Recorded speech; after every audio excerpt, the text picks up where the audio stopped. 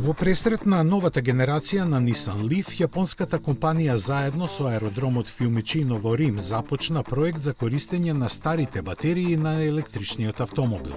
Тие ќе го започнат нивниот втор живот како дел од голем и значаен систем за складирање енергија кој ќе придонесе за остварување на целите за нулти емисии до крајот на деценијава.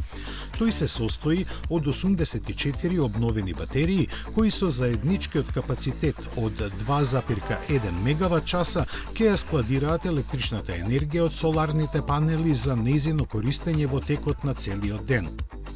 Иако се користени батерии од возила со голема помината километража, Nissan предвидува тие да бидат оперативни уште најмалку 6 до 7 години. Покрај заштедите и еколошкото влијание, значајно е и тоа што со ваквото користење на веќе отпишаните батерии на електричните возила се олеснува процесот и намалува обемот на нивно рециклирање. Можностите за употреба на стари батерии од електричните возила Nissan ги испитува подолго време. Пред неколку години во Јапонија се појавија како систем за резервно напојување на светлосната сигнализација на железничките премини.